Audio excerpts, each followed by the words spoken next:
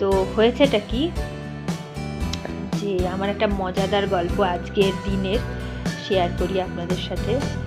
তো আমি আগে থেকে কি করি, অনেকগুলো ভিডিও করে আগে থেকে তুলে রেখে দিই 3-4টে, তো সেটা আস্তে আস্তে এডিট করতে করতে আমি ছাড়ি।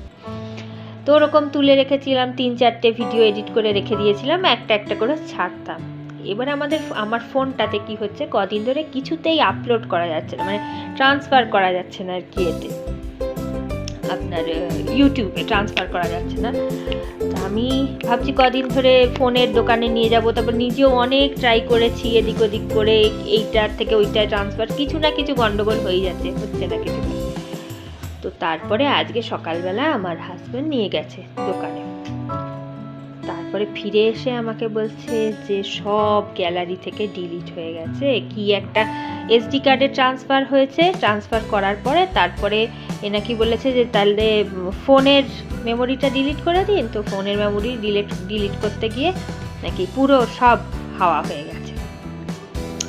তো যাই হোক, তো আমারও মনটা খুব খারাপ ছিল যে এত কষ্ট করে এত এগুলো ভিডিও তুললাম, তো সেগুলো ডিলিট হয়ে গেল, মনটা একটু খারাপ খারাপ লাগছিল। তারপরে অনেকক্ষণ বাদে আমার হাজব্যান্ড বলছে যে তুমি ট্রান্সফার করে রেখে দিয়েছিলে না, আমার ফোনে তুলে রেখে দিয়েছিলে না?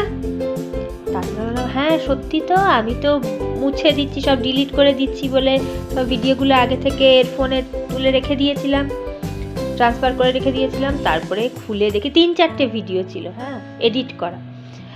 তারপরে আমি খুলে দেখছি না, সব ভিডিওগুলো রয়েছে যেমন আমার ফোনে ছিল তেমনই ওর ফোনে তোলা রয়েছে।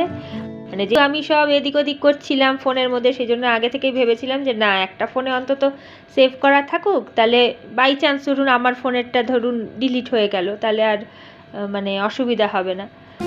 তো করে রেখে দিয়েছিলাম, কোনো চিন্তা নেই, এখন আমি আবার করতে পারবো, ওখান থেকে জাস্ট আমার ফোনে নিয়ে নিলেই হয়ে যাবে।